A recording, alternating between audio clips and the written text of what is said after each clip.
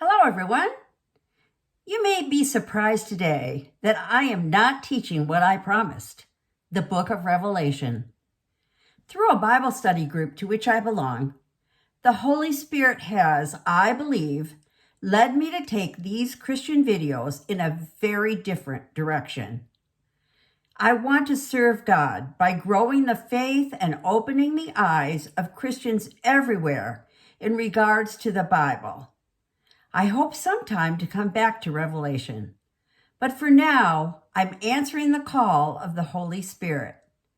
I hope you'll join me on this new road. While I love today's topic, things will really change next week. Reading the entire Bible has often led me to see not just what is on the written page, but to see small but important details I hadn't ever considered. It was through those that my faith grew. That growth came in the story of Noah. I first heard it in Sunday school, and I loved it. To a 5-year-old, the story of Noah seemed like a fairy tale, one that could be added to the category of Snow White and Cinderella. Noah was to build a very large boat and was to put 2 of every species of animal on it. And what child doesn't love animals? One day the rain would come down and cover the earth. Everyone on the earth would die, except Noah, his wife, his 3 sons, their wives, and the animals. End of story. Fast forward with me to 1989, when the Holy Spirit called me to read the entire Bible, this time from a very adult perspective. I quickly learned there was nothing simple or basic about this story. It was actually amazing, intriguing, and faith-enhancing. First, God actually spoke to Noah. It was easy for me to accept that because it happened to me. I also knew God saw the corruption of man, and I heard of the words, "The Lord was grieved." That made him so human. God didn't say, "Noah, I'm going to flood the earth. I want you to build an ark to save you and your family, and please bring 2 animals of every kind." No. God's words to Noah were detailed, very detailed. He told Noah the kind of wood to use for the ark, as well as its dimensions, the number of decks it needed, and even where to put the door. He also included the type of food to bring with them. The last verse of Genesis chapter 6 are very telling. Noah did everything just as God commanded him.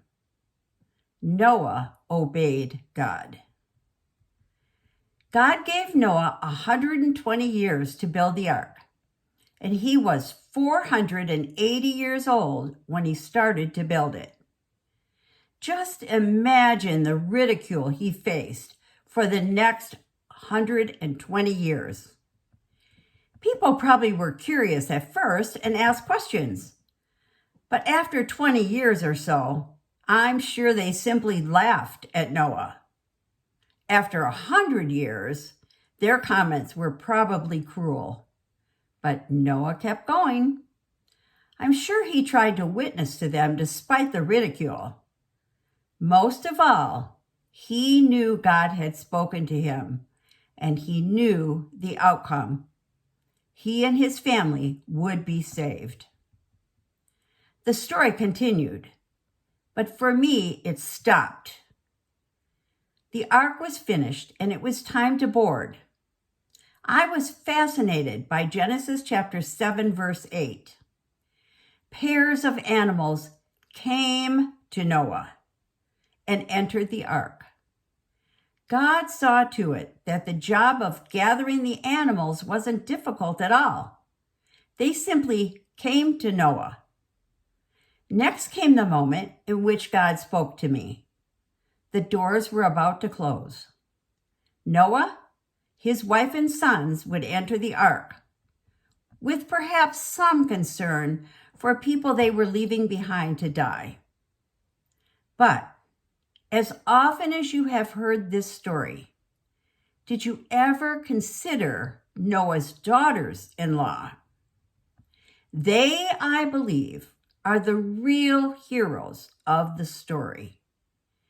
Their faith and trust are amazing to me. I wonder even today if I could really do what they did. They knew God's plan was to flood the earth and everyone would die. But they also knew the word everyone included their parents, their grandparents, their brothers and sisters, their aunts, uncles, and cousins, friends, etc. Everyone they cared about and grew up with would drown. I was forced to ask myself this question: could I really do what they did? Could I choose to go with my in-laws into that ark, knowing I would leave every member of my family to die? Do I honestly have the faith that would require? Reading a story is one thing, but reality is there had to be a great deal of sadness and a huge amount of true faith in the hearts of those three gals. When the door of the ark closed, a large part of their lives was over, never to be recovered, because the only people God saved were those who entered the ark. Those girls put God first. Question: would I do that? Would you? Last summer, my sister went to heaven. She was the last of my birth family to leave. I had known for years I might face a situation in which I was alone, an orphan of sorts on the earth. Born to my parents late in life, my brother was 15 and my sister was 12 when I was born. I tried not to think about it as I went through life, but last year I had to face the reality.